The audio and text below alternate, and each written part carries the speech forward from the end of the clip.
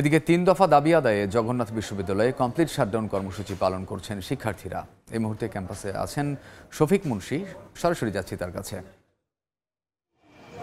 জগন্নাথ বিশ্ববিদ্যালয়ের যে দ্বিতীয় ক্যাম্পাস নির্মাণাধীন আছে, সেই ক্যাম্পাসের নির্মাণ কাজ বাংলাদেশ সেনাবাহিনীর কাছে হস্তান্তর সহ ৩ দফা দাবিতে দ্বিতীয় দিনের মতো কিন্তু ক্যাম্পাস শাটডাউন যে কর্মসূচি সেটি পালন করছে বিশ্ববিদ্যালয়ের শিক্ষার্থীরা। এবং এই কর্মসূচির আওতায় আজ সকাল থেকে দেখা গেছে কিন্তু বিশ্ববিদ্যালয়ে কোনো ক্লাস পরীক্ষা এগুলো কিন্তু হয়নি এবং বেশিরভাগ একাডেমিক ভবনে কিন্তু তালা ঝুলিয়ে দিয়েছে শিক্ষার্থীরা।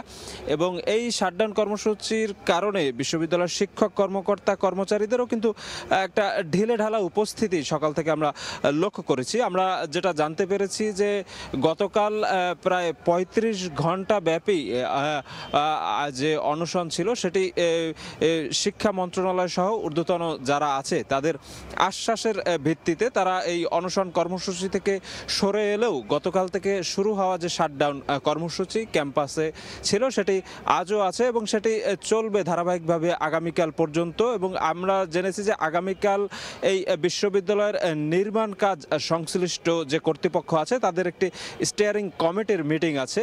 সেই মিটিংয়ে যদি তাদের এই শিক্ষার্থীদের যে ৩টি দাবি, সেই ৩ দাবির দৃশ্যমান কোনো পদক্ষেপ তারা না দেখতে পারে, তবে কিন্তু এই যে চলমান যে আন্দোলন তার ধারাবাহিকতা সামনে আরও জোরালো হবেই বলে আমাদেরকে এই শিক্ষার্থীরা জানিয়েছেন।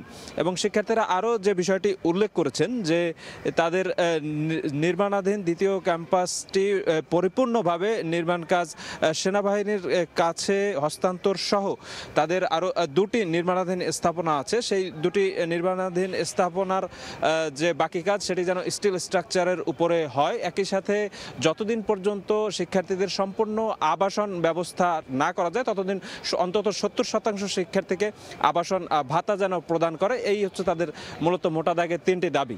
তো এই ছিল আমার কাছে জগন্নাথ বিশ্ববিদ্যালয় থেকে তাদের যে চলমান শাটডাউন কর্মসূচি সে ব্যাপারে সর্বশেষ খবর। সরাসরি ছিলাম জগন্নাথ বিশ্ববিদ্যালয়ে।